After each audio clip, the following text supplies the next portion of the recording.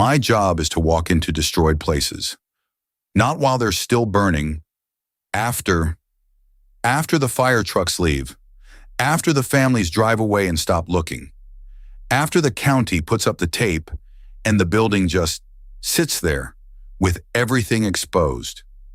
That's when they call me. I go in alone. I come out alone. I write the report. I move on. 10 years of that. Dozens of destroyed buildings. It stops getting to you after a while. You stop seeing what the place used to be and start seeing load-bearing walls. The path of least resistance through something that's trying to fall. I'm telling you all this now because I need someone else to know. The first house was in February. Gas explosion. Kitchen and ground floor gutted. Upstairs, everything above the blast just sat there. I've seen it 100 times. The explosion finds the path of least resistance, and the rest of the structure goes untouched. 3 bedrooms. 2 of them were what I expected. Furniture thrown, drywall cracked, ceiling shifted. The 3rd bedroom, end of the hall. Untouched. A made bed. Dark green comforter pulled tight. Nightstand with a glass of water, an ashtray, a pack of cigarettes next to a lighter. I noted it in my report.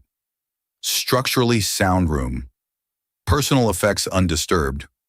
Recommend contents evaluation before demolition. I photographed it. I moved on. I didn't think about it again. Not until the second house. March, electrical fire. Different building. Different street. Different cause. And at the end of the hall, the same bedroom. Same comforter. Same ashtray. Same arrangement on the nightstand. I stood there for a moment. Then I did what any reasonable person does. Dark green comforters are common. Cheap ashtrays are common. Old neighborhoods. Similar tastes in decor. Coincidence. I wrote the report and moved on. The third house was in April. Flood damage. 3rd floor. End of the hall. I opened the door. The same goddamn room. But this time, the bed wasn't made as tightly. A slight depression in the pillow, like someone had been lying there and gotten up quickly, not quite smoothing everything back. And the ashtray had a cigarette in it, half smoked, the ash still intact, like it had been set down and left there. I measured the room. I checked the wallpaper pattern against my photos from the previous 2 houses. The same faded patch near the window, the same place where the paper had lifted at the seam near the door. I went home and looked up the wallpaper. Discontinued in 1987.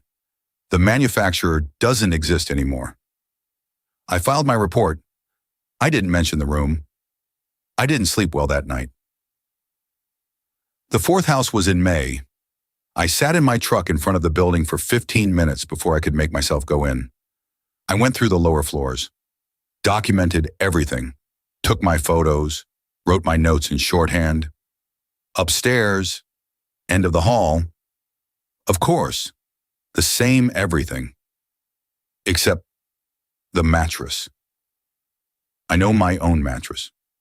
I bought it 4 years ago after my back started giving me trouble from a pinched nerve. It was my mattress. I took a photo of the tag. I drove home. I checked my own mattress tag. Same model, same manufacture date. I poured myself a drink and told myself there were probably thousands of those mattresses in the county. I went to bed. The 5th house was last week.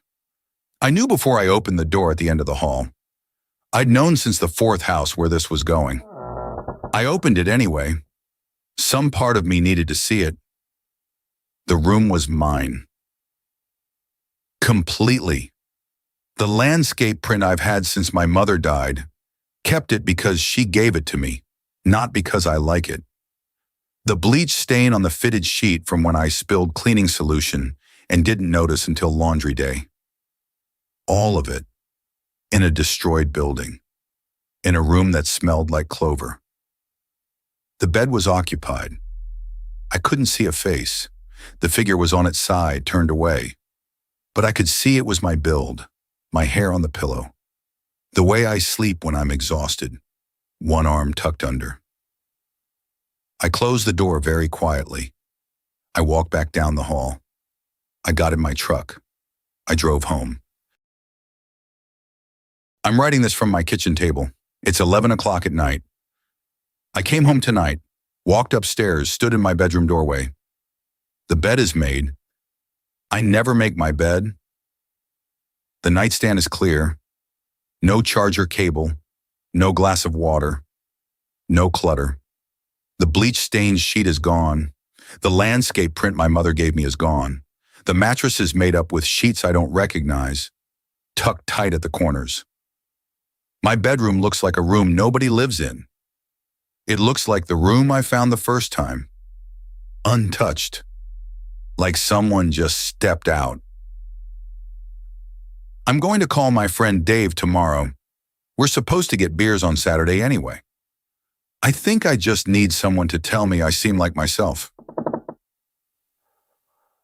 You've been listening to The Glitchy Darkness. Sleep well.